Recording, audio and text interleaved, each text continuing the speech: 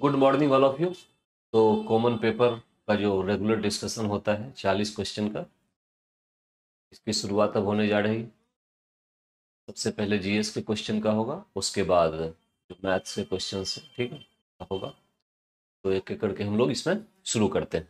Question number first से 1854 की Wood dispatch में अभिव्यक्त शिक्षा का लक्ष्य क्या था, ये पूछा जा रहा है क्वेश्चन। क्या लक्ष्य था, ये एक्चुअली में क्वेश्चन जो है पूछा जा रहा है, ठीक है। तो अब जरा देखिए, इसमें मुख्य रूप से अगर हम देखें तो देशीय भारतीयों के लिए रोजगार के अवसर, फालतू बात है, अंग्रेज कभी भारत के लिए या भारतीयों के लिए रोजगार तो सोचेंगे नहीं। भारत में पाश्चात्य संस्कृति का विस्तार, ये पॉइंट सही है फर्स्ट का बी। भारत में पाश्चात्य संस्कृति का विस्तार, ये सबसे इंपॉर्टेंट पॉइंट है, ठीक है। इसके लिए एक्चुअली में काम किया गया था, ठीक। अच्छा, इसके साथ क्या क्या और भी था, ये डलहौजी के टाइम पर आया था। डलहौजी के समय पर ये वुड डिस्पैच 1854 में क्या क्या था, महिला शिक्षा पर ध्यान देना है,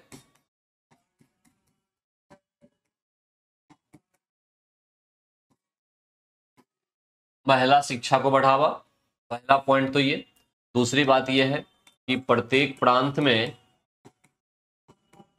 प्रांत में लोक शिक्षा विभाग की स्थापना, लोक शिक्षा विभाग की स्थापना, दूसरा पॉइंट ये था। तीसरी बात अगर हम करें कि ये वुड डिस्पैच का एक महत्वपूर्ण पॉइंट क्या था, तो लोक शिक्षा विभाग की स्थापना, महिला शिक्षा को बढ़ावा देना। इसके साथ साथ एक महत्वपूर्ण पॉइंट जो वुड डिस्पैच का आता है, वो आता है बंबई, कलकत्ता एवं मद्रास में लंदन विश्वविद्यालय की तर्ज पर एक एक यूनिवर्सिटी या विश्वविद्यालय की स्थापना, विश्वविद्यालय की स्थापना, ये भी पॉइंट इसके तहत था, ठीक है। ये विद्यालय की स्थापना, शिक्षा में निजी निवेश या अनुदान की व्यवस्था, ये भी की गई थी, अनुदान की व्यवस्था। ये कुछ महत्वपूर्ण पॉइंट जो थे, ये 1854 की वुड डिस्पैच में थे। इसके साथ साथ क्या था, प्राथमिक स्तर पर मातृभाषा में शिक्षा, प्राथमिक स्तर पर मातृभाषा में शिक्षा, ये प्राथमिक स्तर की बात हो गई। उसके बाद माध्यमिक स्तर जो है, माध्यमिक स्तर, इसमें देसी प्लस में एंग्लो, देसी प्लस अंग्रेजी दोनों में, ठीक है। और जो उच्च शिक्षा थी वो पूर्ण रूप से अंग्रेजी होगी, उच्च शिक्षा इंग्लिश बेस्ड होगी, ठीक है, इंग्लिश मीडियम में होनी चाहिए, इंग्लिश मीडियम। तो इतने सारे पॉइंट्स को लेकर जो है वुड डिस्पैच आया था। करेक्ट आंसर फर्स्ट का हमारे पास बी है, करेक्ट आंसर जो है फर्स्ट का वो बी है, ठीक। आइए क्वेश्चन नंबर सेकंड की ओर चलते हैं। किस अधिनियम ने भारतवासियों को अपने देश के प्रशासन में कुछ हिस्सा लेना संभव बनाया था, ये था Indian council act 1861। Correct answer यहां पर ये निकल के आता है, इंडियन काउंसिल एक्ट 1861। इसकी कुछ और बात है, कैनिंग के द्वारा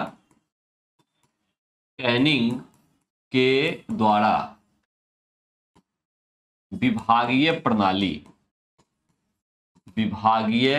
प्रणाली या यूं कहें कैबिनेट सिस्टम की शुरुआत इसी के तहत हुई थी। कैबिनेट सिस्टम, ठीक है, सिस्टम जो है विभागीय प्रणाली का प्रारंभ ये इसी में हुआ था, किसमें, इंडियन काउंसिल एक्ट 1861 में हुआ था। इंडियन काउंसिल एक्ट 1861 के तहत एक बात और भी हुआ था कि मद्रास तथा बंबई के विधानमंडल को स्वयं कानून बनाने का अधिकार दिया गया था। कानून बनाने का अधिकार दिया गया था। ये अधिकार 1833 में ले लिया गया था। ठीक है, ये भारत के गवर्नर जनरल में शामिल हो गया था, जो बाद में फिर दिया गया। तो हमारे देश में अंग्रेजों के द्वारा सरकार का डिसेंट्रलाइजेशन, विकेंद्रीकरण जो है, उसकी शुरुआत इंडियन काउंसिल एक्ट 1861 से ही मानी जाती है। ठीक, तो ये 2 पॉइंट जो है इंडियन काउंसिल एक्ट 1861 के हैं। गवर्नमेंट ऑफ, करेक्ट आंसर तो बी निकल गया। अब जरा गवर्नमेंट ऑफ इंडिया एक्ट 1858 की बात करें। इसमें क्या हुआ था? कंपनी का शासन समाप्त हुआ, कंपनी का शासन समाप्त हो गया था, क्राउन का शासन प्रारंभ हुआ, क्राउन का शासन प्रारंभ हुआ था। इसमें ये पॉइंट है, क्राउन का शासन प्रारंभ हुआ। तीसरे पॉइंट पे आते हैं, बोर्ड ऑफ कंट्रोल तथा कोर्ट ऑफ डायरेक्टर को नाम की जो संस्था थी, समाप्त कर दी गई, इसको समाप्त कर दी गई। नंबर 4 क्या होता है? Board of control, court of director को समाप्त कर दिया गया। और इसके बाद क्या हुआ कि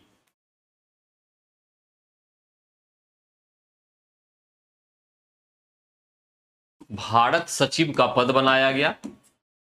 भारत सचिव का एक नया पद बनाया गया। ठीक, उसमें एक और था, एक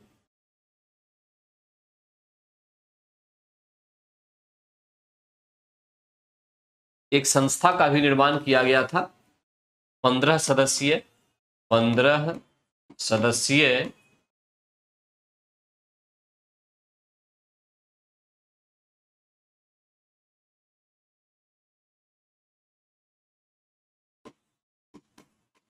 संस्था का निर्माण, जिसका अध्यक्ष यही भारत सचिव होगा और यही प्रशासन की सबसे महत्वपूर्ण संस्था होगी।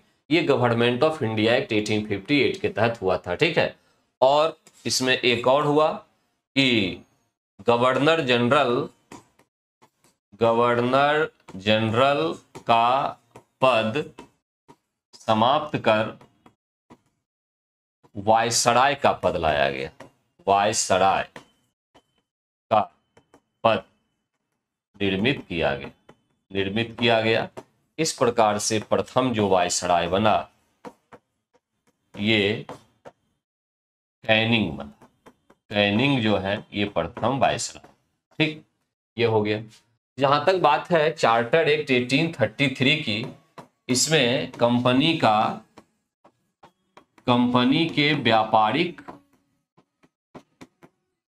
एकाधिकार को समाप्त कर दिया गया।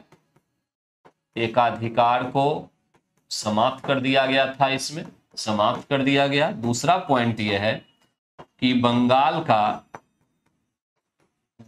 का जो गवर्नर जनरल था, को भारत का गवर्नर जनरल बना दिया गया। भारत का गवर्नर जनरल बनाया गया।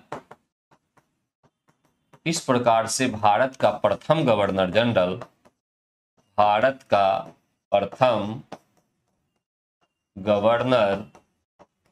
जनरल कौन बना? तो लॉर्ड विलियम बेंटिंग बना।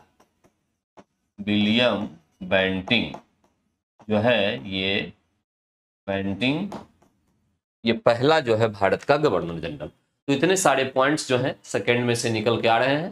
क्वेश्चन सेकंड का करेक्ट आंसर बी है। आगे चलते हैं क्वेश्चन नंबर 3 की। इनमें से किस राजनीतिक नेता ने राजनीतिक संगठन के रूप में भारतीय राष्ट्रीय कांग्रेस को भंग करने और लोक सेवक संघ द्वारा इसके प्रतिस्थापन का सुझाव दिया था? करेक्ट आंसर है महात्मा गांधी। महात्मा गांधी ने कहा था कि भारत का उद्देश्य, जो कांग्रेस का उद्देश्य है, ये समाप्त हो चुका है। अब आजादी मिल चुकी है, कांग्रेस को समाप्त कर देना चाहिए। वही कांग्रेस जिसकी स्थापना 1885 में होती है स्थापना होती है, महात्मा गांधी ने इसको समाप्त करने की बात कही थी। ठीक है, कांग्रेस को किसने? महात्मा गांधी ने।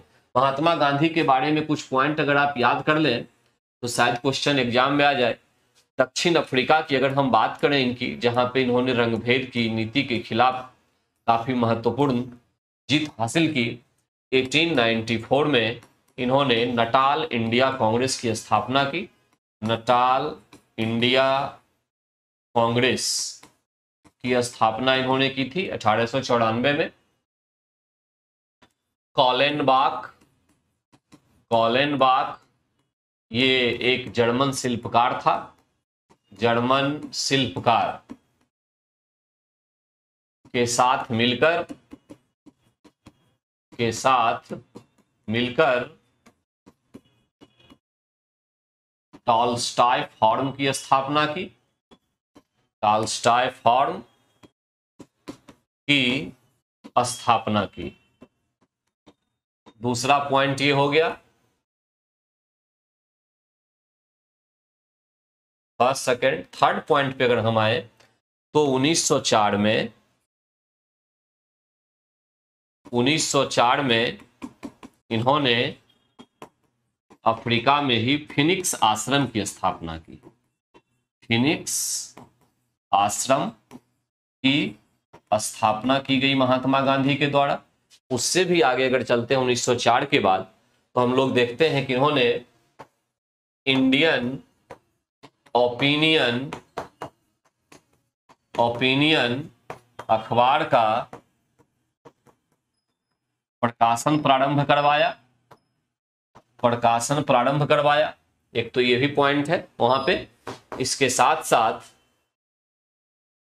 हिंद स्वराज नामक पुस्तक भी इन्होंने 1909 में पुस्तक भी लिखी थी वहां पर। ठीक है, इतने सारे काम महात्मा गांधी के द्वारा दक्षिण अफ्रीका में किए गए, जिससे कोई न कोई क्वेश्चन निकल के आएगा, इस बात को ध्यान रखेंगे। डॉक्टर बी आर अम्बेडकर जो है, इनको आधुनिक मनु की संज्ञा दी जाती है। आधुनिक मनु। ठीक है, इनकी एक प्रसिद्ध पुस्तक है रिडल्स यानी पहेली in Hinduism. Riddles in Hinduism इनकी सबसे प्रमुख एक पुस्तक है। ठीक है, हिंदू में पहेली। ये वल्लभ भाई पटेल हमारे प्रथम उप प्रधानमंत्री थे। और भारत को इंटीग्रेट करने में देसी रियासत के साथ इनकी महत्वपूर्ण भूमिका थी। तो कुल मिला के करेक्ट आंसर हमारे पास 3 का निकला सी। 3 का जो है करेक्ट आंसर वो हमारे पास सी निकल के आ रहा है। ठीक है, थर्ड। आइए क्वेश्चन नंबर 4 की ओर चलते हैं। भारतीय स्वतंत्रता संग्राम के दौरान साइमन कमीशन की नियुक्ति निम्न उद्देश्य के लिए हुई थी। साइमन कमीशन की नियुक्ति क्यों की गई थी? देखो, 1919 का जो मॉन्टेग्यू चेम्सफोर्ड सुधार होता है, 1919 का मॉन्टेग्यू चेम्सफोर्ड जो अधिनियम था, उस अधिनियम में यह व्यवस्था की गई थी कि इसी में लिख दिया गया था कि 10 वर्ष के बाद जब ये अधिनियम भारत में लागू होगा तो ये जांच करने के लिए को अधिनियम कितना इफेक्टिव है, भारत में कितना प्रभावशाली हुआ, इसके लिए कमीशन की नियुक्ति की जाएगी। यही साइमन कमीशन था। तो 1919 के सुधारों की प्रगति की समीक्षा के लिए करेक्ट आंसर तो यहाँ पे ए निकल के आया। अब बात को समझिए, ये जो साइमन कमीशन है, साइमन कमीशन इसमें कुल सदस्य 7 थे। सभी श्वेत थे, अतः इसे श्वेत आयोग कहकर इसका भारत में जबरदस्त विरोध हुआ था।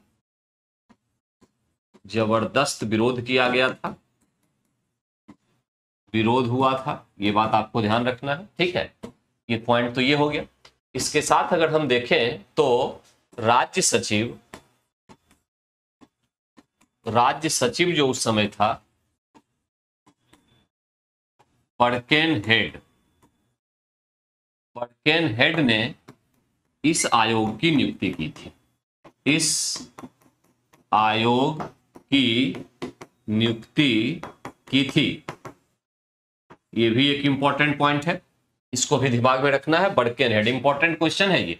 राज्य सचिव बर्केनहेड ने इस आयोग की नियुक्ति की थी। इस आयोग के गठन के समय ब्रिटेन में कंजर्वेटिव पार्टी की सरकार थी। कंजर्वेटिव जो भारत विरोधी थी, कंजर्वेटिव पार्टी की सरकार थी। यह भी ध्यान दीजिएगा, सरकार थी। इतनी सारी बातें थी इस साइमन कमीशन के बारे में। और साइमन कमीशन की जो नियुक्ति है, ये 1919 के मॉन्टेग्यू चेम्सफोर्ड अधिनियम की जांच पड़ताल करने के लिए कि कितना ये प्रभावशाली है, इसके लिए एक्चुअली में इसका गठन किया गया था। तो करेक्ट आंसर हमारे पास निकला ए। ठीक है, साइमन कमीशन में कुल सदस्य 7 थे, सभी श्वेत थे, इसीलिए इसको श्वेत आयोग कहा गया। और भारत में इसका जबरदस्त विरोध हुआ। गो साइमन गो का नारा लगा था। राज्य सचिव बर्केनहेड उस समय था जिसने इस आयोग की नियुक्ति की थी। और जिस समय आयोग की नियुक्ति हुई थी उस समय ब्रिटेन में कंजर्वेटिव पार्टी की सरकार थी। और ये नियुक्ति 1928 में की गई थी। 1928 में ये आयोग भारत पहुंचा था। 1928 में ये भारत पहुंचा था। ठीक है, करेक्ट आंसर 4 का ए आया। आइए क्वेश्चन नंबर 5 पे।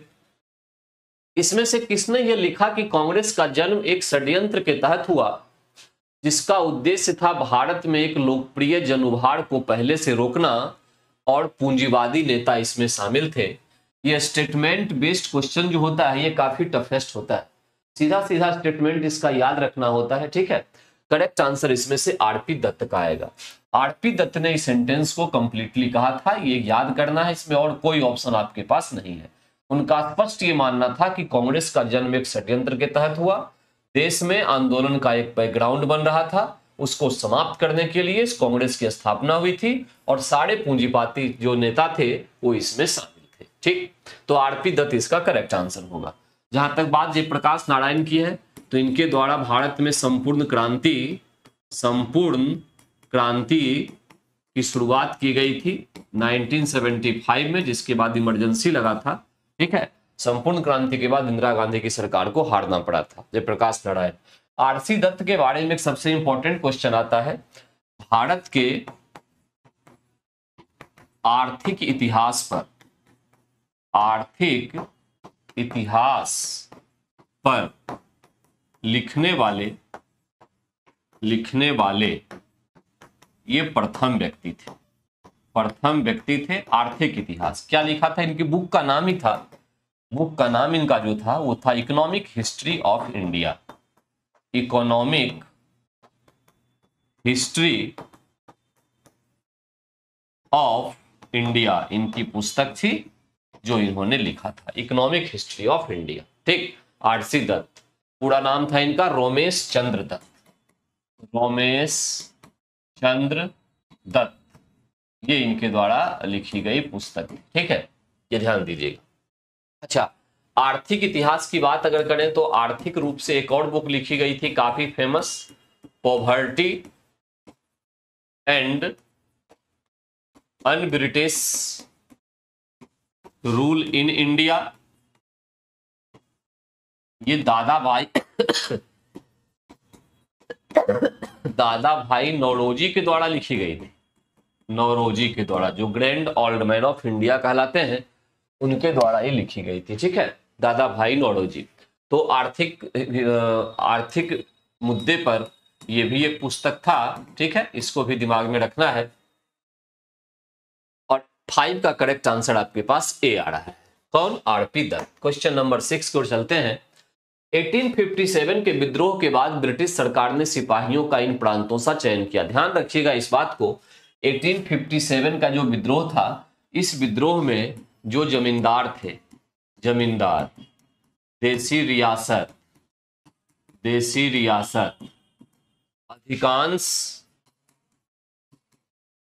अधिकांश सिपाही, ठीक है, प्रबुद्ध जन ने अंग्रेजों का साथ दिया था, यही कारण था, अंग्रेजों का साथ दिया था। तो इसकी वजह से क्या हुआ, ये जो विद्रोह था वो सफल नहीं हो पाया भारतीय दृष्टिकोण से। और जब एक बार ये विद्रोह हो गया तो जिन जिन सैनिकों ने, जिन जिन रेजिमेंट के सैनिकों ने अंग्रेजों की सहायता की थी, वहां से सैनिकों को अधिक रूप से चुना जाने लगा। और वो क्या था, गोरखा, सिख, पंजाबी, इन सब ने 1850, इस सब रेजिमेंट के सिपाहियों ने 1857 के विद्रोह में अंग्रेजों का साथ दिया था, अंग्रेजों का साथ दिया। तो इनकी संख्या अंग्रेजों का साथ दिया तो इनकी संख्या जो है वो बढ़ाई गई थी। और सबसे अधिक जो विद्रोह हुआ 1857 के, वो अवध के सिपाही तथा लोगों ने अवध के सिपाही तथा लोगों ने इस विद्रोह में भाग लिया था।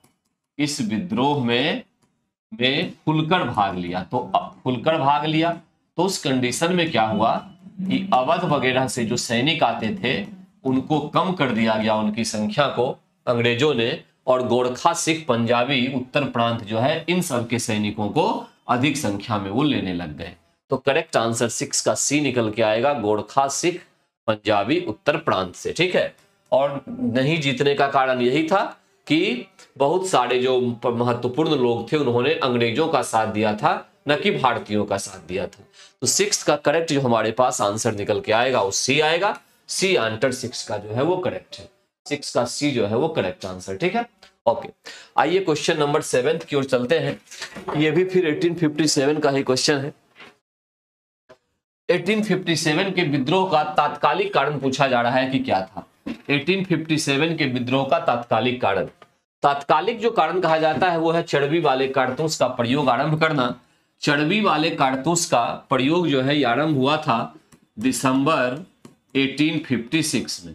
दिसंबर 1856, 1856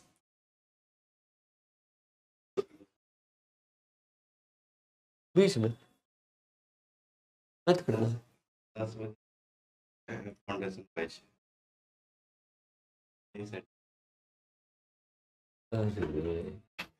अच्छा, इसको खत्म कर देना। ठीक। 1857 के विद्रोह का तात्कालिक जो कारण था वो चर्बी वाले कारतूस के प्रयोग का आरंभ करना था, जो दिसंबर 1856 में हुआ था। ठीक है, ये सबसे विवाद का कारण था, यहां ध्यान रखना है। 29 मार्च 1857 को, 29 मार्च 1857 को मंगल पांडे ने कैप्टन बाग तथा लेफ्टिनेंट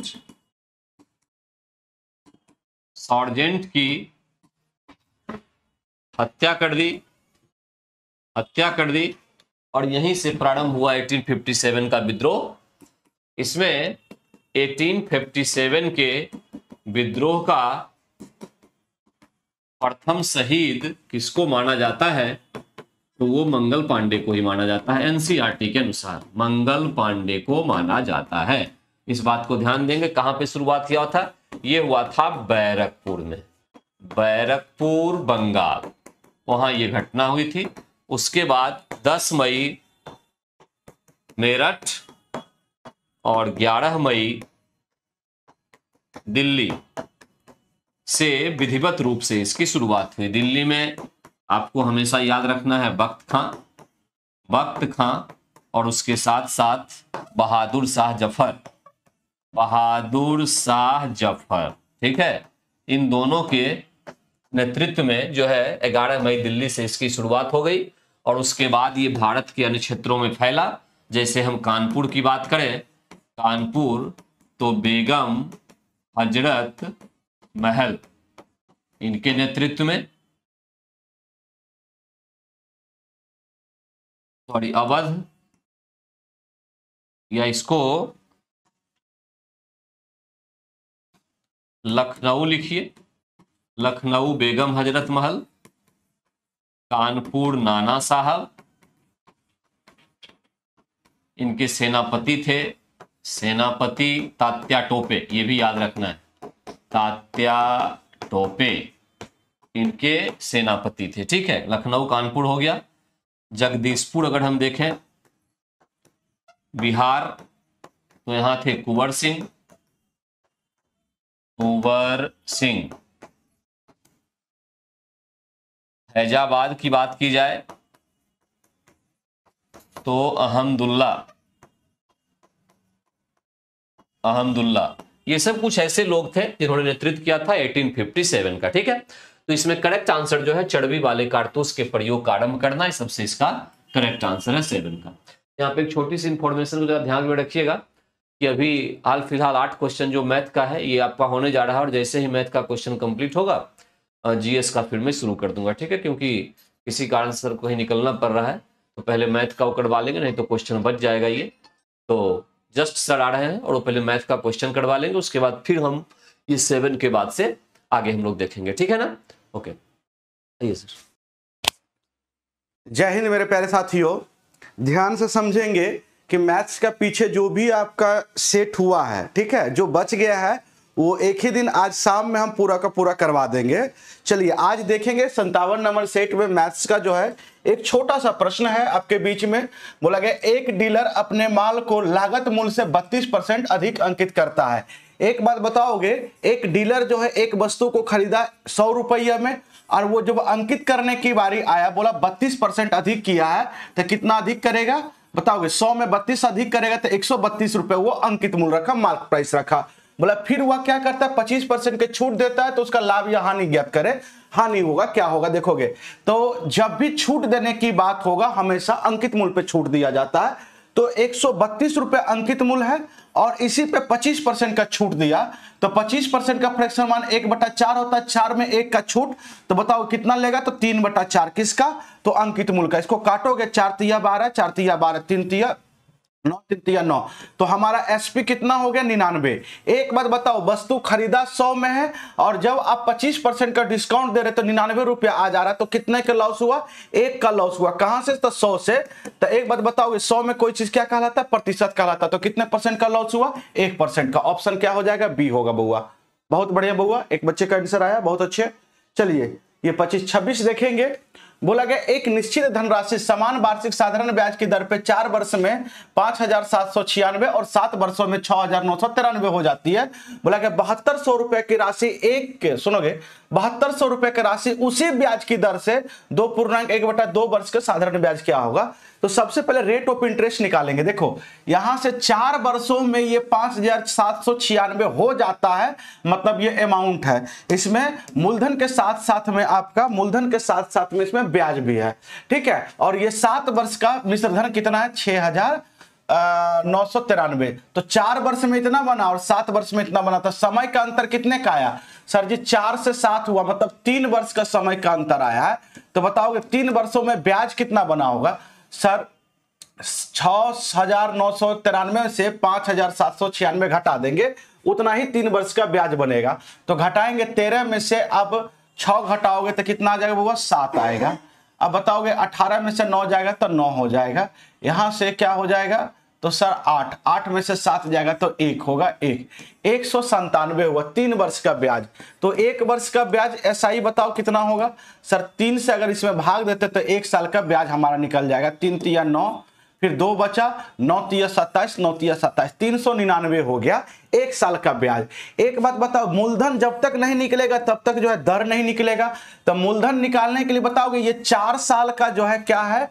तो मिश्रधन है। मिश्रधन में क्या होता है? मूलधन के साथ साथ में ब्याज भी होता है, मूलधन के साथ साथ में ब्याज भी होता है। एक बात बताओगे, 1 साल की ब्याज 399 आया, तो 4 साल की ब्याज अगर घटा देंगे तो इसमें क्या बचेगा? मूलधन केवल बचेगा। तो 1 साल की ब्याज 399, तो 4 साल की ब्याज क्या होगा?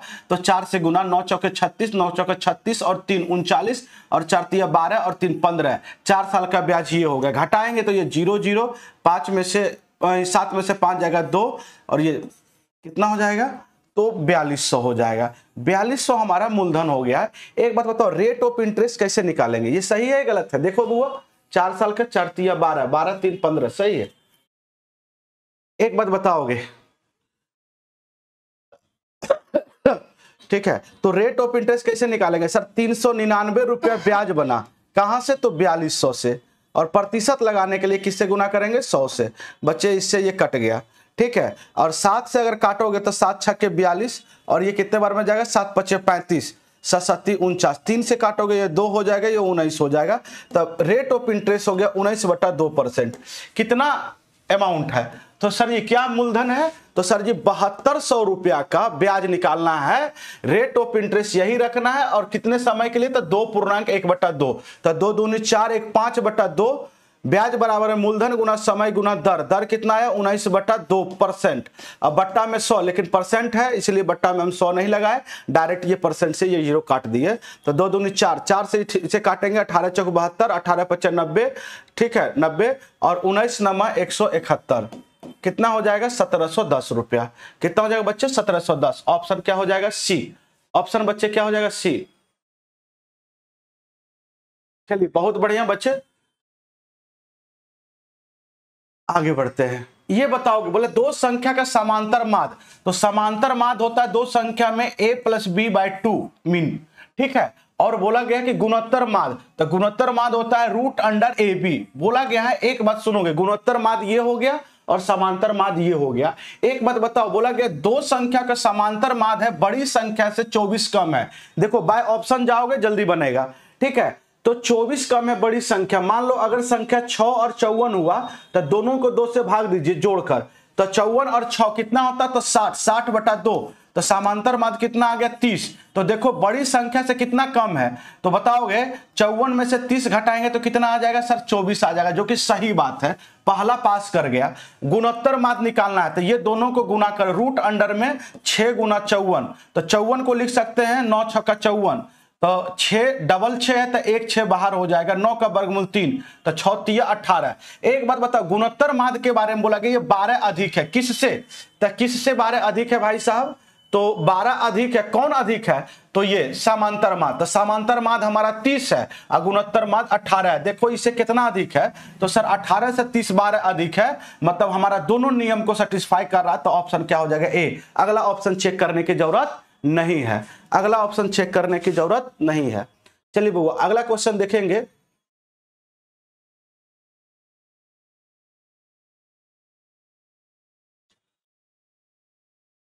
ये बताएंगे, बोला 216 को किस छोटी से छोटी संख्या से भाग दे ताकि भागफल एक पूर्ण वर्ग बन जाए।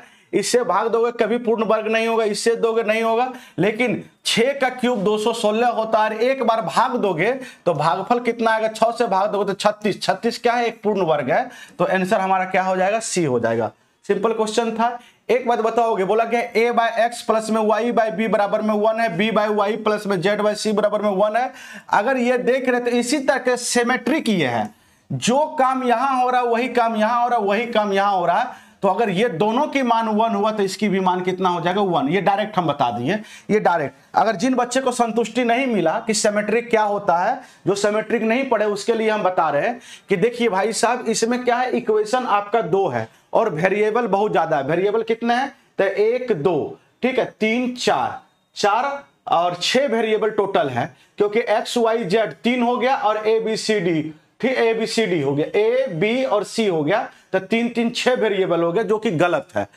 ये क्वेश्चन बनने लायक नहीं है। तो कैसे करेंगे? तो पुटिंग वैल्यू का यूज करेंगे। आप अपने मन से x y और z ये तीनों को 1 मान लीजिए।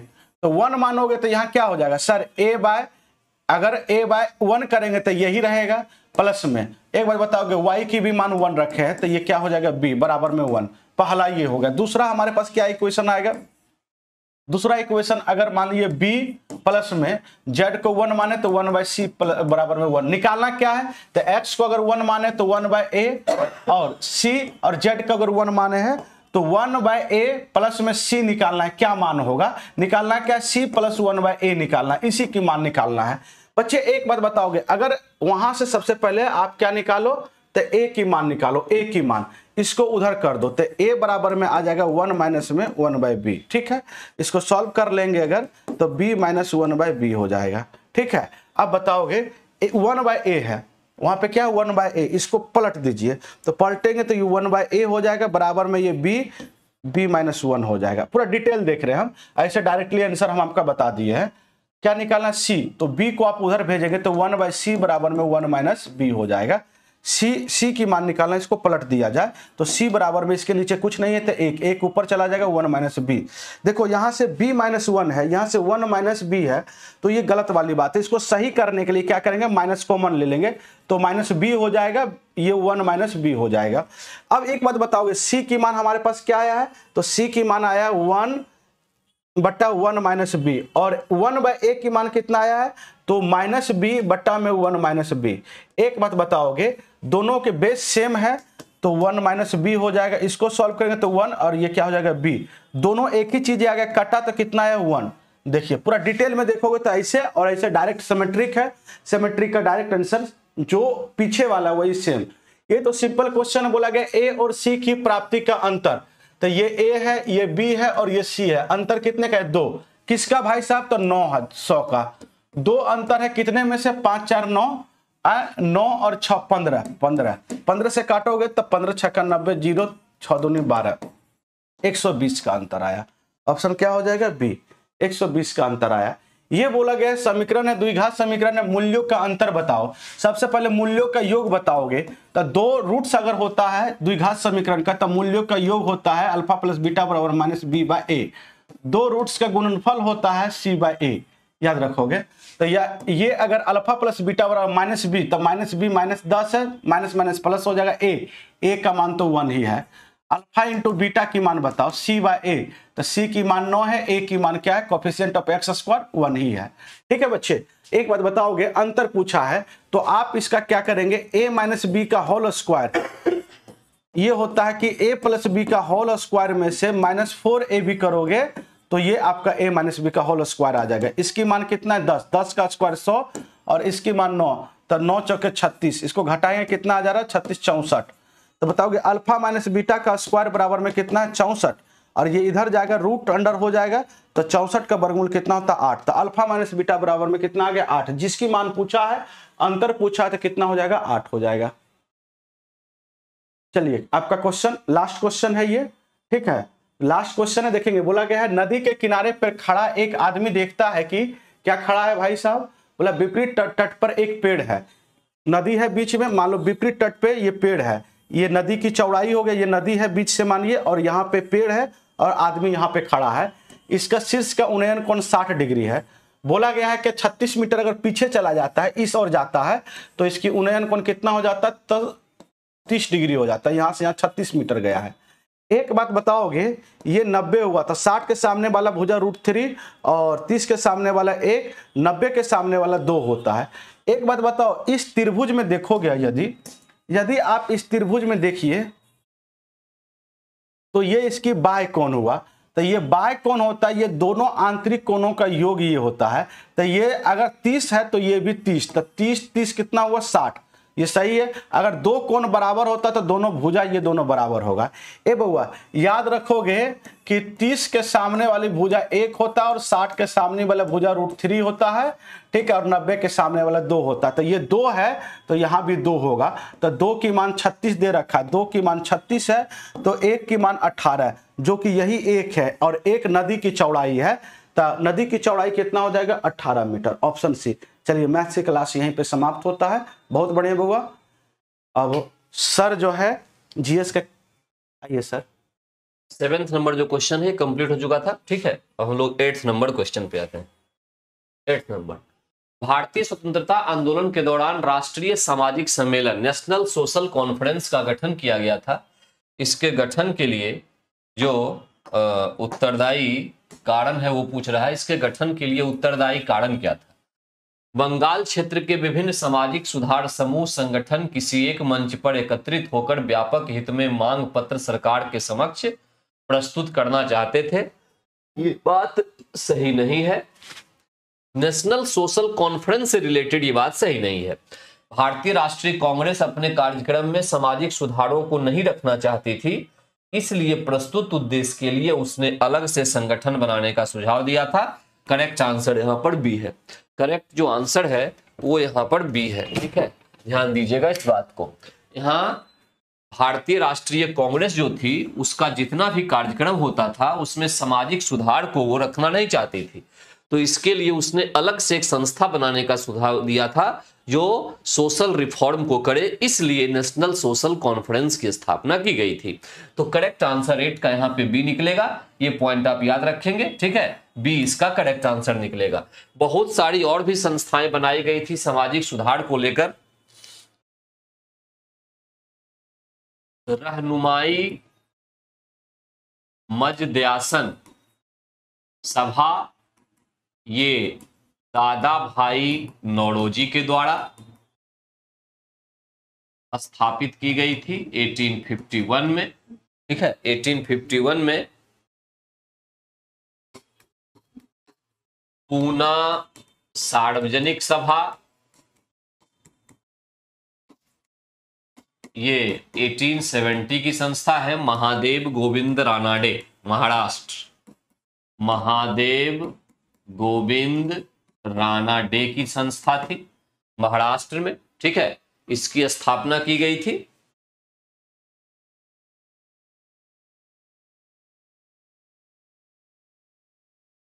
उसके साथ साथ एक भारतीय सुधार संघ की स्थापना भी की गई थी। भारतीय सुधार संघ ये कलकत्ता 1870, और ये किया गया था केशव चंद्र सेन के द्वारा। Keshav Chandra Sen. Mohammedan Anglo oriental विद्यालय जो बाद में चल के अलीगढ़ मुस्लिम यूनिवर्सिटी हुआ 1875, सर सैयद अहमद खां, सर सैयद अहमद खां।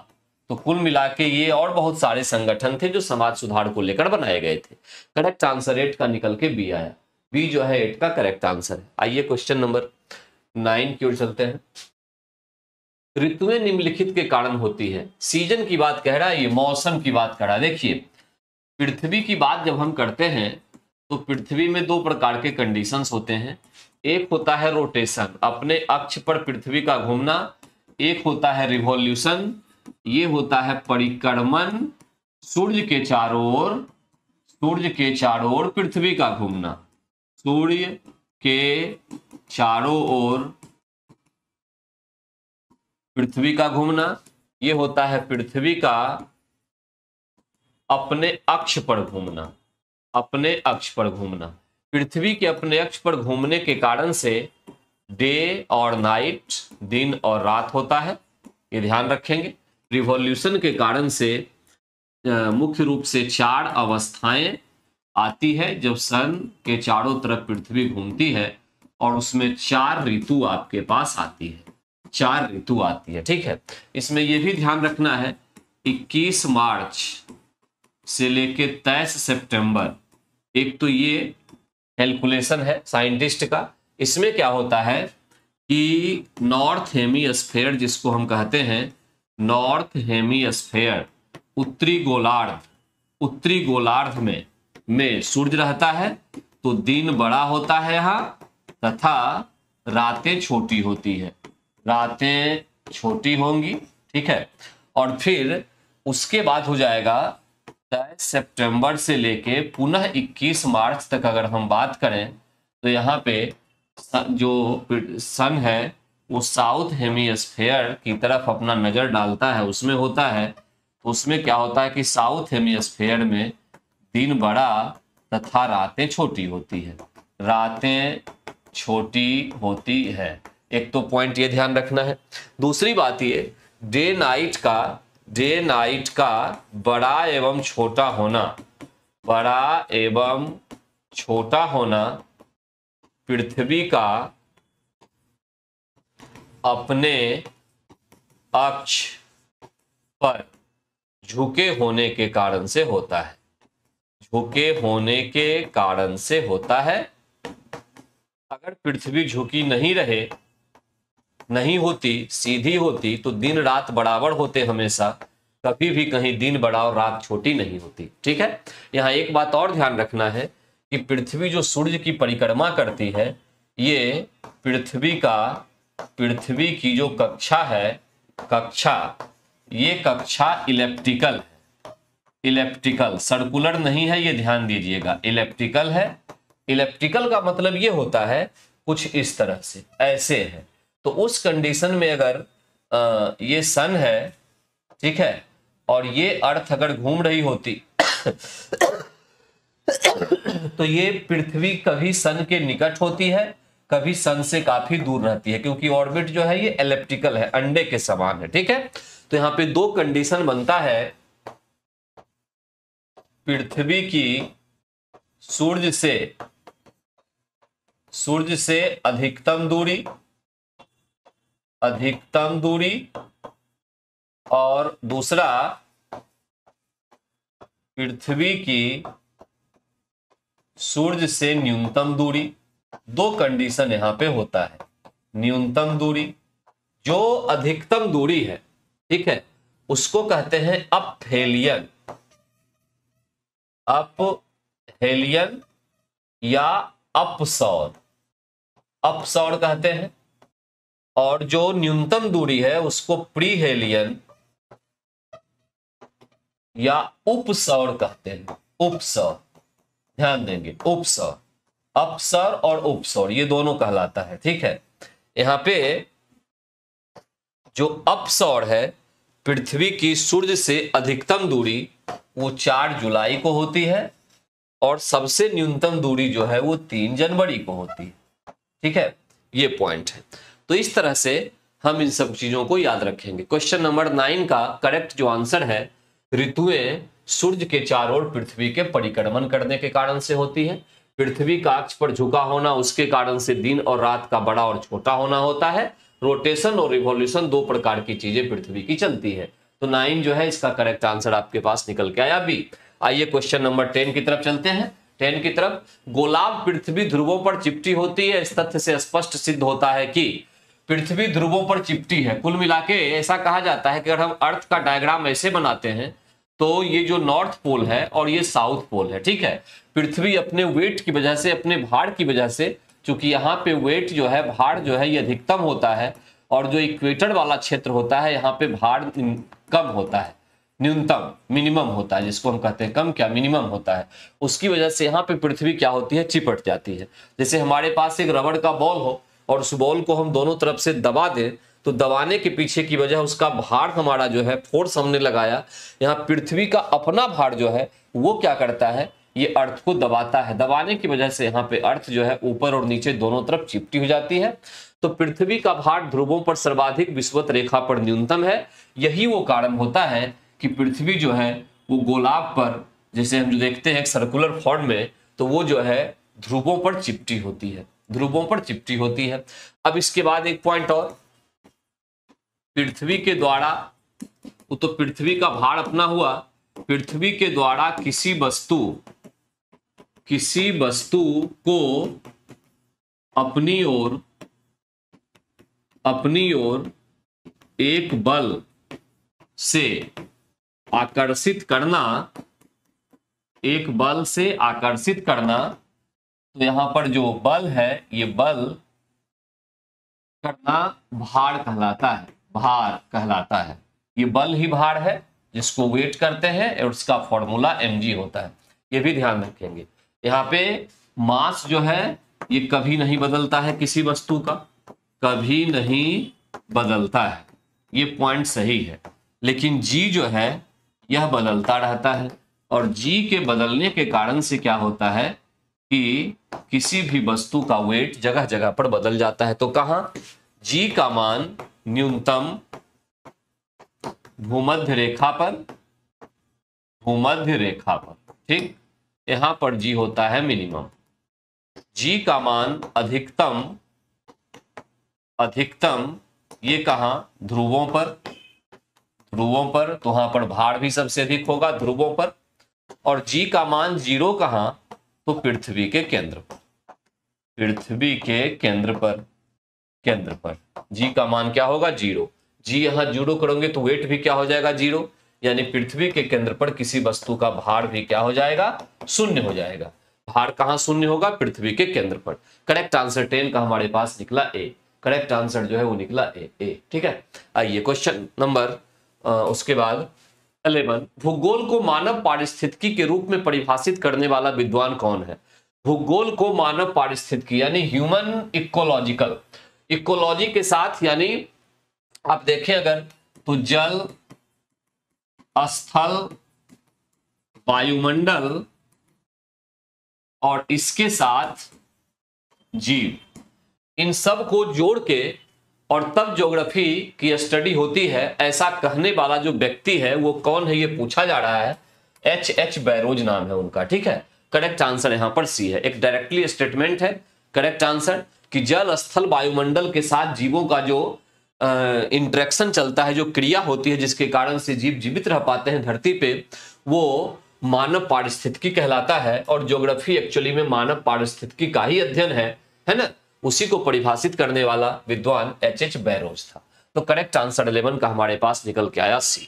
आइए क्वेश्चन नंबर 12 पर, निम्नलिखित में से कौन सी प्रमुख विवर्तनिक प्लेट नहीं है, ये पूछा जा रहा है। देखिए, अगर आप ये टेक्टोनिक प्लेट की बात करें तो पहली बात तो ये बता दूं मैं कि इस प्लेट का, इस प्रकार का सिद्धांत जो है, सिद्धांत ये 1962 में हैरी हेस नाम के वैज्ञानिक के द्वारा दिया गया।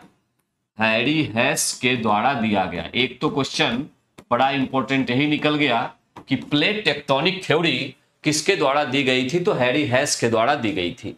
और क्या कहा गया था हैरी हेस के द्वारा कि जो पृथ्वी का क्रस्ट हमारा है वो विभाजित है प्लेट के रूप में। प्रमुख प्लेटें अगर आप देखें तो अमेरिकी प्लेट, अफ्रीकी प्लेट, प्रशांत प्लेट,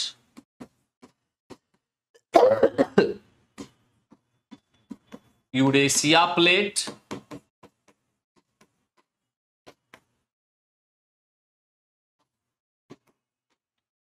अंटार्कटिका प्लेट और Indo Australian plate. Indo Australian plate कितने हो गए? 1 2 3 4 5 6। तो प्रमुख प्लेट की संख्या 6 है, ठीक है।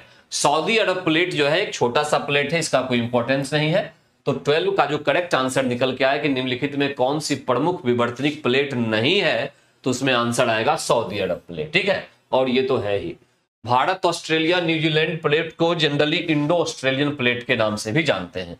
तो कुल ये 6 प्लेटें हैं। और क्या होता है कि इन प्लेट्स के किनारे टेक्टोनिक घटनाओं से ही पृथ्वी पर भूकंप,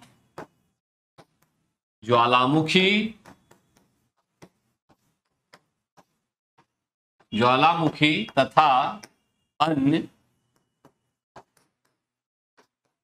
टेक्टोनिक घटनाएं घटित होती है,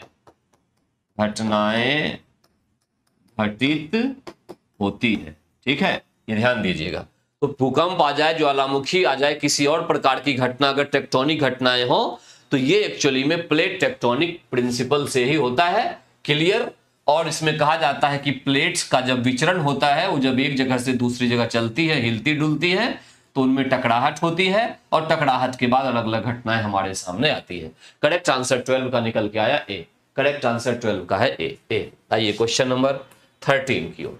ट्रॉपिक ऑफ कैंसर क्या होता है? ट्रॉपिक ऑफ कैंसर जो है यह एक प्रकार की रक्त संबंधी बीमारी, फालतू चीज है। कैंसर की रोकथाम का वैज्ञानिक उपकरण 23 डिग्री उत्तरी अक्षांश रेखा यही है, यह अक्षांश रेखा है, ठीक है। जो लैटिट्यूड होता है, लैटिट्यूड, ठीक है, ये इसकी कुल संख्या जो है, कुल संख्या 181 रखी जाती है। यदि 2 इसमें माइनस कर दें, ध्रुवों पर जो मिलके ध्रुवों पर बिंदु के रूप में, 2 ध्रुवों पर बिंदु के रूप में प्राप्त होती है 2 लैटिट्यूड, दो लैटिट्यूड जो है, दो अक्षांश रेखा वो ध्रुवों पर बिंदु के रूप में प्राप्त होती है, तो उसे रेखा न माने तो कुल अक्षांश रेखा जो है लैटिट्यूड वो 179 होगा। एग्जाम में कैसा क्वेश्चन आता है देखेंगे। होता एक्चुअली में क्या है, ये पृथ्वी है, ठीक है, इसमें से एक लाइन ये इक्वेटर, फिर उसके बाद 1 डिग्री पर, फिर 2 डिग्री पर, फिर 3 डिग्री पर, ऐसे करके ये घूमते रहता है। घूमते घूमते यहाँ पे आके बिल्कुल एक पॉइंट जैसा बन जाती है अक्षांश रेखा, ठीक है, उत्तरी और दक्षिणी ध्रुव पर पॉइंट जैसी बन जाती है। ये सभी एक दूसरे के पैरेलल होती है। लैटिट्यूड जो होती है, सभी अक्षांश रेखा एक दूसरे के समानांतर होती है, समानांतर होती है। सबसे इंपॉर्टेंट पॉइंट ये है, ठीक है, सभी अक्षांश रेखा एक दूसरे के समानांतर होती है। संख्या इसकी आ ही गई। अब इसमें से क्या होता है, 23 1/2 डिग्री नॉर्थ हेमिस्फीयर में ये कहलाएगी कर्क रेखा, जिसको ट्रॉपिक ऑफ कैंसर कहते हैं। 23 1/2 डिग्री साउथ की तरफ चलें तो इसको मकर रेखा कहते हैं। मकर रेखा के नाम से इसको जाना जाता है। कर्क मकर हो गया, ठीक है, दो। उसके बाद क्या होता है कि 66 1/2 डिग्री नॉर्थ, 66 1/2 डिग्री साउथ, ये भी दो इंपॉर्टेंट है। इसको सब आर्कटिक नॉर्थ कहा जाता है, नॉर्थ, और इसको सब आर्कटिक साउथ के रूप में जानते हैं। तो ये सारी रेखाएं होती है, ठीक है, जो लैटिट्यूड है, लैटिट्यूड रेखाएं। तो इस प्रकार से हमने देखा ट्रॉपिक ऑफ कैंसर को, ये एक्चुअली में जो है उत्तरी अक्षांश रेखा है, कोई कैंसर संबंधी बीमारी नहीं है। 13 का करेक्ट जो आंसर है हमारे पास है सी। 13 का करेक्ट जो आंसर है हमारे पास सी है, ठीक है। आइए उसके बाद क्वेश्चन आते हैं 14 पर। मानचित्र पर स्थित अक्षांश एवं देशांतर रेखाओं के बारे में निम्नलिखित में कौन सा कथन सत्य है। दोनों समानांतर रेखाएं, देखिए अभी बात निकल के आई थी कि अक्षांश तो समानांतर होती है, अक्षांश जो होती है ये समानांतर रेखा होती है, लेकिन देशांतर समानांतर नहीं होती है। देशांतर समानांतर नहीं होती है, समानांतर नहीं होती है। ध्यान दीजिएगा, पहला पॉइंट ये हो गया। तो कौन सा कथन सत्य है, पहला तो गलत हो गया, दोनों समानांतर है, दोनों समानांतर नहीं है। अक्षांश समानांतर रेखा है, समानांतर रेखा है, देशांतर समानांतर रेखा नहीं है। देशांतर रेखा की कुल संख्या कितनी होगी, अक्षांश की तो 181 या 179 हो गई थी, कुल संख्या 360 होती है, ठीक है, एक डिग्री पर। यहां ध्यान रखना है कि जब अर्थ का आप डायग्राम बनाते हैं तो इस तरह से जो पृथ्वी के चारों तरफ जो खींची गई लाइन होगी वो एक्चुअली में क्या होगी, अक्षांश, और इस तरह जो लाइन खींची जाती है जो पूरे पृथ्वी को दो बराबर भागों में प्रत्येक लाइन काटेगी, ये एक्चुअली में आपकी देशांतर रेखा होती है, ये होती है देशांतर, ठीक है, ये देशांतर। तो कुल संख्या 360। इसमें एक बात और भी ध्यान रखना है कि 0 डिग्री अक्षांश रेखा मात्र एक ऐसी रेखा है जो पृथ्वी को दो बराबर भागों में बांटती है, दो बराबर भागों में बांटती है। और कोई भी अक्षांश रेखा पृथ्वी को दो बराबर भागों में नहीं बांटती, जबकि सभी देशांतर रेखाएं पृथ्वी को दो बराबर भागों में बांटती है, दो बराबर भागों में बांटती है, ठीक है, ये बात ध्यान रखेंगे। तो यहां पर दोनों समानांतर रेखाएं गलत पॉइंट है, दोनों एक दूसरे को लंबवत काटते हैं, ये बिल्कुल सही बात है। जहां कहीं भी कटिंग होगी वो 90 डिग्री पे होगी, ये बिल्कुल सही है। सत्य ही पूछ रहा है तो सत्य तो निकल गया। दोनों ध्रुवों पर मिलती है, ये भी गलत है। यहां भी ध्यान दीजिए, देखिए अक्षांश जो देशांतर रेखा है वो तो इस तरह से चलते हुए मिल जाएगी ध्रुवों पे, ठीक है, ऐसे करके। अक्षांश रेखा ध्रुवों पर नहीं मिलेगी क्योंकि वो नीचे है और वो ऊपर है। तो दोनों ध्रुवों पर मिलती है, ये भी गलत पॉइंट हुआ। तो करेक्ट हमारे पास 14 का निकल के आया बी। 14 का जो करेक्ट आंसर है वो हमारे पास बी निकल के आया। ठीक है, दोनों एक दूसरे को लंबवत काटती है। अक्षांश और देशांतर के बारे में इतने पॉइंट्स को आप याद रखेंगे। क्वेश्चन नंबर 14 के बाद हम लोग 15 की तरफ आते हैं। निम्नलिखित में से कौन सा कथन सही नहीं है? रिक्टर स्केल भूकंप की तीव्रता मापने का यंत्र है। एक्चुअली में भूकंप की तीव्रता को मापने वाला जो यंत्र होता है, हम इसका यूज कर लेंगे, सही है ये ऑप्शन, इससे उतना गलत नहीं है। लेकिन उस यंत्र का नाम एक्चुअली में सिस्मोग्राफ होता है, ध्यान दीजिएगा, सिस्मोग्राफ। और सिस्मोग्राफ पर जो स्केल दिखाया जाता है उसको रिक्टर स्केल के नाम से जानते हैं। अब ये जो रिक्टर स्केल है, रिक्टर स्केल, इस रिक्टर स्केल में 0 से लेके 10 तक वैल्यू होती है। ये तीव्रता को दिखाती है, इंटेंसिटी को दिखाती है। यहां ध्यान रखना है, पिछले वाली वैल्यू अपने आगे वाले से 10 कम होती है, यानी आगे वाले पिछले वाले से 10 अधिक होती है। इस तरह से इंटेंसिटी बढ़ती जाती है। ये रिक्टर स्केल एक लॉगरिथमिक स्केल होता है, बिल्कुल सही बात है, इसमें कहीं कोई डाउट नहीं है। लॉगरिथम का उपयोग करके और तब जो है ये रिक्टर स्केल का उपयोग किया जाता है। यह स्केल भूकंप की एनर्जी को मापती है। भूकंप की एनर्जी नहीं, भूकंपीय तरंग की एनर्जी। एक्चुअल में देखा जाए तो करेक्ट आंसर ये होना चाहिए, जो भूकंपीय तरंग है उसकी ऊर्जा को मापने का काम यह स्केल करती है। ये पॉइंट भी सही है। तो कौन सा सही नहीं है? इसमें तो सारा सही है। तो करेक्ट आंसर निकल के क्या आ गया? ई। इसमें सारे सही हैं, कोई नहीं होगा। ठीक है, कौन सही नहीं है? सारे सही हैं, इनमें से कोई नहीं। ठीक, तो करेक्ट आंसर 15 का ये निकला। अब यहां पे एक पॉइंट और भी ध्यान रखना है कि भूकंप की जो उत्पत्ति होती है उसको हम लोग फोकस कहते हैं। Focus, FOCUS, focus.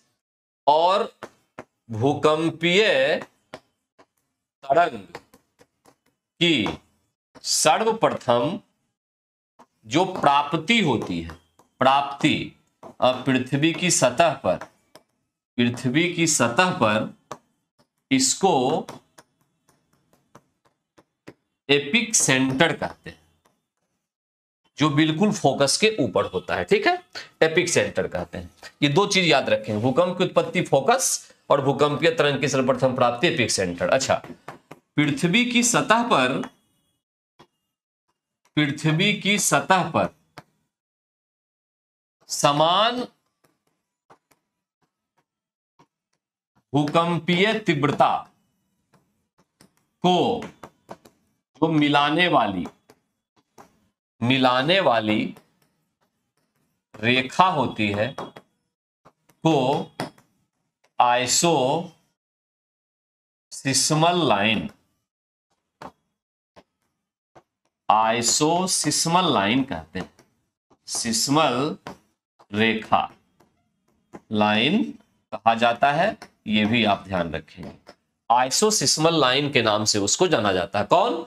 पृथ्वी की सतह पर समान भूकंपीय तीव्रता को मिलाने वाली जो रेखा है उसको आइसोसिस्मल लाइन के नाम से जाना जाता है। ठीक है, तो करेक्ट आंसर हमारे पास निकल के आया 15 का ए। 15 का करेक्ट आंसर जो है वो निकल के आया ए। आइए क्वेश्चन नंबर 16 की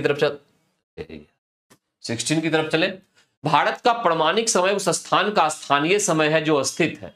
भारत का प्रामाणिक समय, पहली बात तो ये कि समय जो है, समय इसका निर्धारण होता है देशांतर रेखा से। ये ध्यान रखिएगा, देशांतर रेखा में भी कहां 0 डिग्री देशांतर इसको देशांतर यह लंदन के ग्रीन बीच से गुजरती है।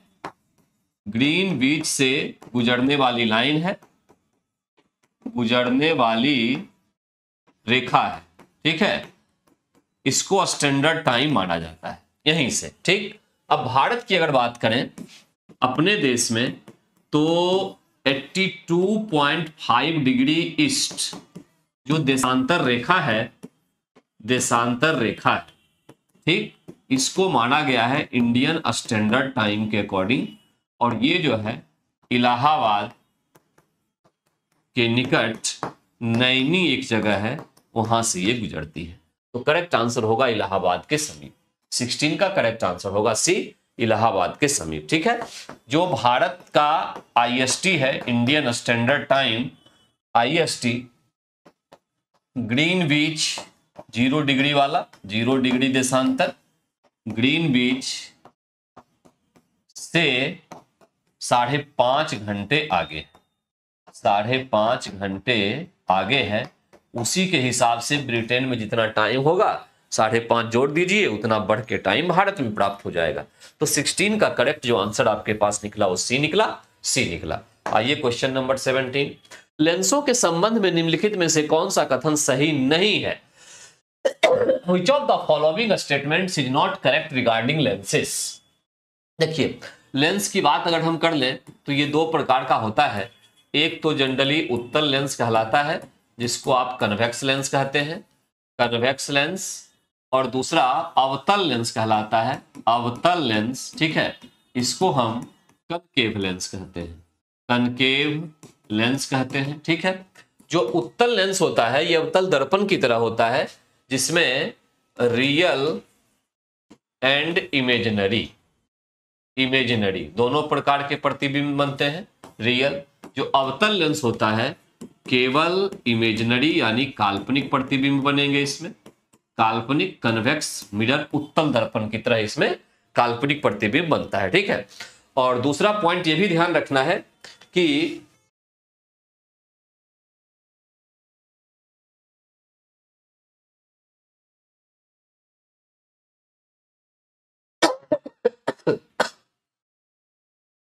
जो उत्तल लेंस होता है, उत्तल लेंस, इसका जो हम पावर है ये पॉजिटिव डिनोट करते हैं। जो अवतल लेंस होता है इसके पावर को हम नेगेटिव डिनोट करते हैं। पावर का फॉर्मूला एक्चुअली में 1/f होता है। f का मतलब फोकल लेंथ है, फोकल लेंथ होता है, जिसका फोकल लेंथ नेगेटिव होगा उसका पावर भी नेगेटिव देखेंगे अवतल लेंस का। और फोकल लेंथ को अगर आप इसकी यूनिट मीटर में ले रहे हैं, ठीक है, मीटर में, तो उस कंडीशन में पावर जो है इसकी SI जो यूनिट होगी, यूनिट ये डायोप्टर में लिया जाता है, D से डिनोट किया जाता है डायोप्टर। एक लेंस लाइट को जितना ज्यादा बेंड करेगी उसके पास पावर उतनी ज्यादा होगी, फोकल लेंथ उतना कम होगा, दोनों एक दूसरे के इनवर्सली प्रोपोर्शनल होता है। अब ऑप्शन पे आइए,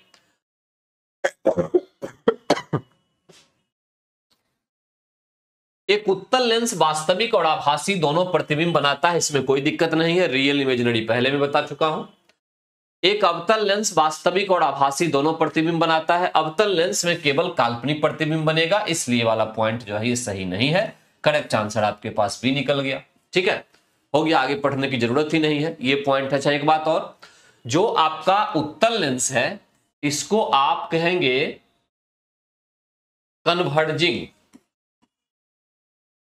कन्वर्जिंग लेंस भी इसको कह सकते हैं, अभिसारी दर्पण, अभिसारी लेंस, यानी जो प्रकाश को फैलाती है, प्रकाश को फैलाती है, एक जगह पे जमा करती है, प्रकाश को एक जगह जमा करती है, एक जगह जमा करती है।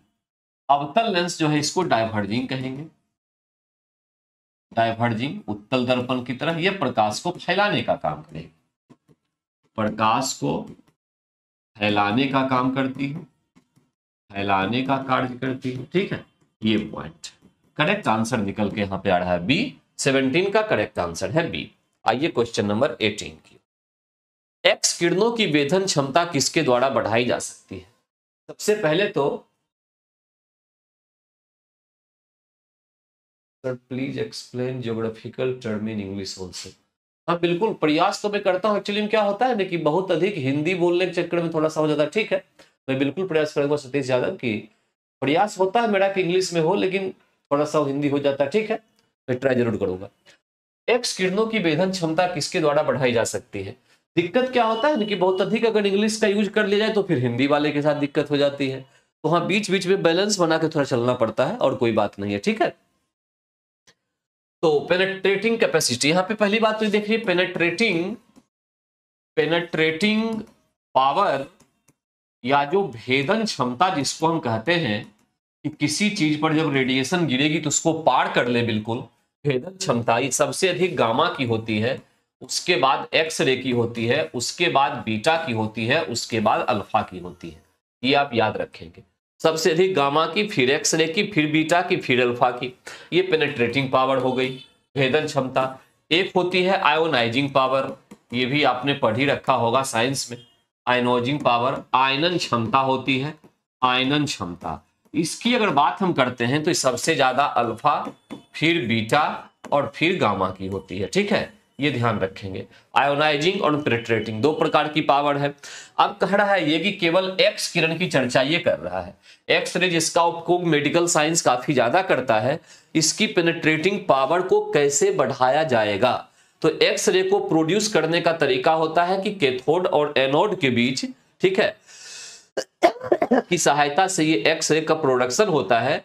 उस कैथोड और एनोड के बीच अगर पोटेंशियल डिफरेंस को इंक्रीज कर दिया जाए, कैथोड और एनोड के बीच अगर पोटेंशियल डिफरेंस को इंक्रीज कर दिया जाए, तो ये पोटेंशियल डिफरेंस या विभवांतर जिसको कहते हैं, उसको बढ़ाकर और तब जो है एक्स रे की जो ये पेनिट्रेटिंग पावर है, इसको बढ़ाया जा सकता है। तो करेक्ट आंसर हुआ कि कैथोड और एनोड के बीच विभवांतर को बढ़ाकर ये काम किया जाएगा। ठीक है, ये एक्स्ट्रा पॉइंट है, यह पॉइंट आपको याद रखना है। यहां ध्यान रखिएगा इसमें से कि गामा और एक्स रे जो होते हैं, इन पर कोई चार्ज नहीं होता, बीटा और अल्फा पर चार्ज होता है। बीटा जो है इस पे पॉजिटिव चार्ज, सॉरी, जो बीटा है इस पे नेगेटिव चार्ज, अल्फा पर पॉजिटिव चार्ज, गामा और एक्स रे इन दोनों पे नो चार्ज, कोई आवेश इन पर नहीं होता, ये आप याद रखेंगे। ठीक है, नो चार्ज। क्वेश्चन नंबर 19 पे आइए। Which of the following statement is not correct about compounds? यौगिक की बात कह रहा है कि यौगिक से संबंधित कौन सा जो टर्म है वो सही नहीं है। ठीक है, कंपाउंड। तो कंपाउंड के बारे में आप क्या जानते हैं? कंपाउंड के बारे में कुछ बात में बता दूं, उसके बाद आंसर निकल जाएगा। ये एलिमेंट से मिलके बनते हैं, एलिमेंट्स यानी एक से अधिक एलिमेंट से बनते हैं। एलिमेंट जो है उनके मध्य रासायनिक अभिक्रिया होती है, केमिकल रिएक्शन होती है, तब ये बनते हैं। केमिकल रिएक्शन, ठीक है, ये पश्चात बनते हैं, के मध्य केमिकल रिएक्शन के पश्चात बनते हैं। ठीक है, दूसरा पॉइंट ये सबसे इंपॉर्टेंट है, इसमें एलिमेंट का रेशियो यानी जो अनुपात होता है वो फिक्स होता है। अनुपात फिक्स होता है। फिक्स का मतलब वही, जैसे एग्जांपल के तौर पे H2O, दो हाइड्रोजन एक ऑक्सीजन हमेशा फिक्स रहेगा। दो एलिमेंट है हाइड्रोजन और ऑक्सीजन, और फिक्स रेशियो होने से ही कंपाउंड का निर्माण होगा। ऐसा नहीं कि पानी कहीं ऐसा भी मिल जाए जहां H3O हो जाए, H4 हो जाए, ऐसा नहीं हो सकता है। ठीक है, तो यहाँ एलिमेंट का रेशियो फिक्स होता है, इनके मध्य केमिकल रिएक्शन होती है, और कंपाउंड जो होता है, कंपाउंड एक नया पदार्थ होता है। अपने एलिमेंट जिससे वो बनता है, उस एलिमेंट की प्रॉपर्टी उसमें बिल्कुल नहीं होती है, वो एक नए पदार्थ से बनता है। ठीक है, तो इस तरह से कंपाउंड जो है एक नया पदार्थ होता है। करेक्ट आंसर ये है। अब पॉइंट पे आइए। यौगिक में पदार्थों की मात्रा का संयोजन अनिश्चित होता है। The combination of the amount of substances in the compound is uncertain. तो गलत है। अच्छा, पहला ही आंसर गलत निकल गया, पहला ही आंसर निकल गया गलत। कहने का मतलब कौन सही नहीं है? तो पहला ही सही नहीं है। ठीक है, कॉम्बिनेशन जो होता है वो फिक्स होता है, ये कह रहा है कि फिक्स नहीं होता है। ठीक, तो ये तो मैंने पहले बता दिया तो हो गया।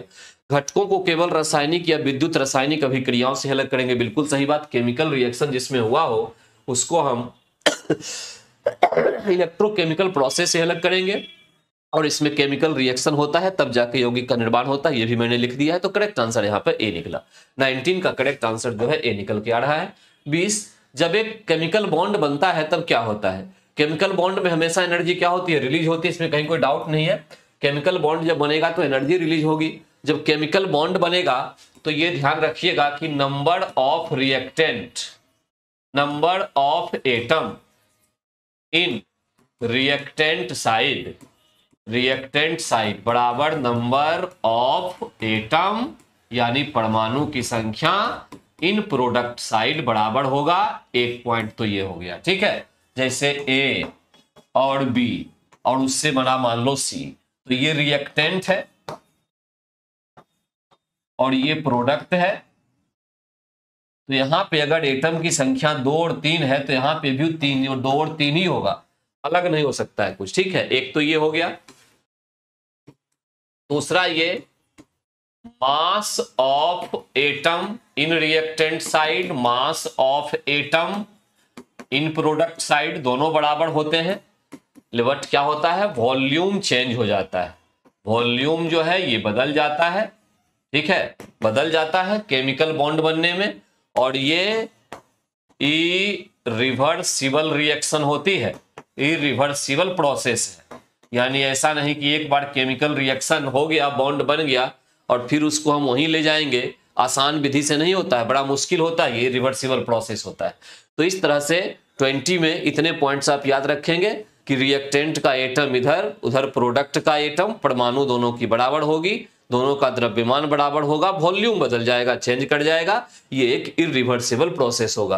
केमिकल चेंज भी जो होता है वो भी इरिवर्सिबल प्रोसेस होता है। केमिकल चेंज, रासायनिक परिवर्तन भी जो है इरिवर्सिबल प्रोसेस है।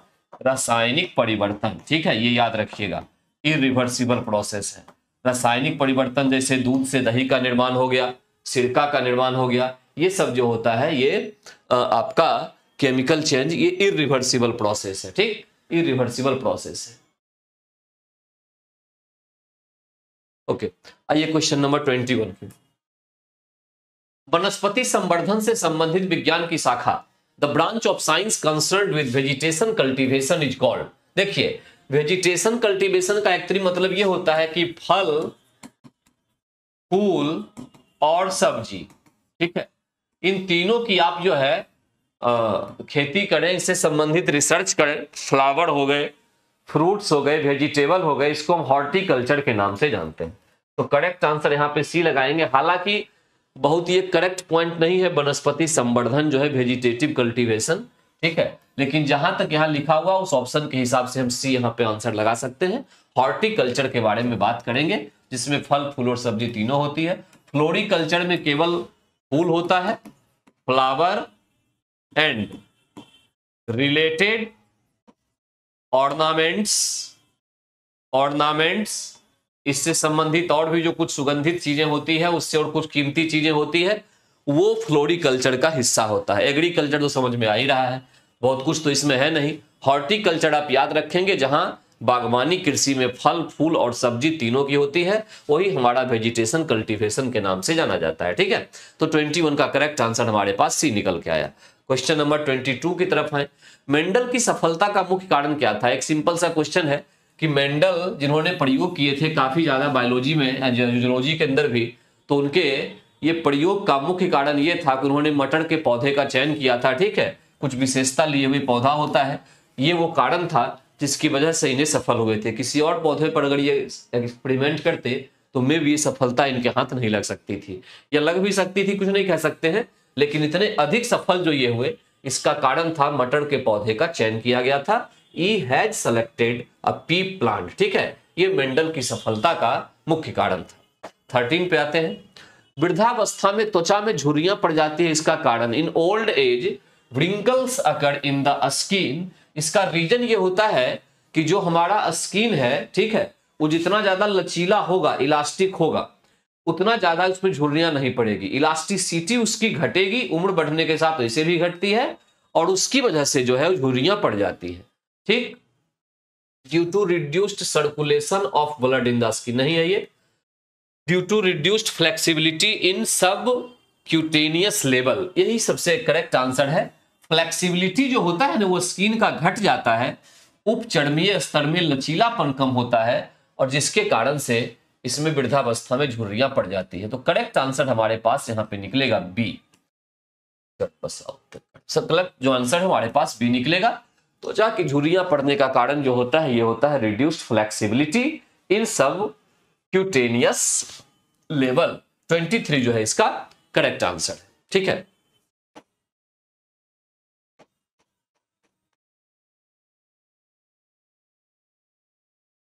हाल ही में भारत की तीसरी महिला ग्रैंड मास्टर कौन बनी है? करंट अफेयर्स का क्वेश्चन है। वैशाली रमेश बाबू महिला ग्रैंड मास्टर का खिताब इनको मिला है। ये 33 का करेक्ट जो आंसर हमारे पास है वो है सी। 33 का करेक्ट आंसर है सी। समृद्धि कॉन्क्लेव नामक डीप टेक स्टार्टअप प्रोत्साहन अभियान कहां शुरू किया गया है? तो ये आईआईटी रोपड़ जो पंजाब में है वहां पे शुरू किया गया है। पंजाब। आने वाला टाइम जो होगा वो टेक्नोलॉजी का होगा और टेक्नोलॉजी में भी कई नई प्रकार की टेक्नोलॉजी आएगी। डीप टेक इसी प्रकार का एक टेक्नोलॉजी है और वहां पर स्टार्टअप प्रोत्साहन अभियान की शुरुआत आईआईटी रोपड़ के द्वारा की गई थी। COP28 कॉन्फ्रेंस ऑफ पार्टी जिसका फुल फॉर्म होता है कॉन्फ्रेंस ऑफ पार्टीज और ये जो है यूनाइटेड नेशन क्लाइमेट फ्रेमवर्क के तहत होता है। ये 28 हाल फिलहाल में दुबई में जो है सबसे अंत में किया गया था। COP28 दुबई, ठीक है। इसमें जलवायु परिवर्तन से संबंधित विचार विमर्श होता है। जलवायु परिवर्तन से संबंधित ये एक्चुअली में समिट होती है, ठीक। 35 का करेक्ट आंसर हमारे पास निकल के आया सी। 36 की तरफ है।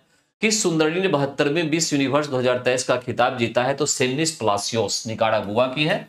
सेनिस प्लासियोस निकारागुआ, इनको 72वीं मिस यूनिवर्स का खिताब मिला है, ठीक है। 72nd मिस यूनिवर्स 2023 का खिताब सेनिस प्लासियोस को निकारागुआ की है, इनको दिया गया है। भारत की पहली automobile implant railway siding project का उद्घाटन गुजरात में किया गया। इस बात को ध्यान में रखेंगे। गुजरात में automobile implant railway siding project का उद्घाटन किया गया है गुजरात में, ठीक है। 37 का करेक्ट आंसर सी। किस राज्य में विधवा पुनर्विवाह प्रोत्साहन योजना शुरू की गई? तो करेक्ट आंसर इसका झारखंड होगा, याद रखिएगा। झारखंड में विधवा पुनर्विवाह प्रोत्साहन योजना शुरू किया गया है। विधवा पुनर्विवाह प्रोत्साहन योजना, ठीक है। झारखंड राज्य इसके लिए है, झारखंड। भारत के किस राज्य में दुनिया की सबसे लंबी ट्विन लेन टनल का उद्घाटन हुआ? तो अरुणाचल प्रदेश। ट्विन लेन टनल जो दुनिया की सबसे लंबी होगी, इसकी शुरुआत कहां, उद्घाटन कहां? तो अरुणाचल प्रदेश में की गई है। और केंद्रीय बजट 24-25 में बिहार में सिंचाई और बाढ़ रोकथाम के लिए 11,500 करोड़ रुपए की वित्तीय सहायता निर्धारित की गई है। टोटल 59,000 करोड़ का जो इंसेंटिव दिया गया है केंद्रीय बजट में बिहार को 11,500 करोड़ रुपए का जो बजट है ये दिया गया है इसमें सिंचाई और बाढ़ की रोकथाम करने के लिए। तो 40 का करेक्ट जो हमारे पास आंसर है वो सी है। 40 का करेक्ट आंसर हमारे पास सी, ठीक।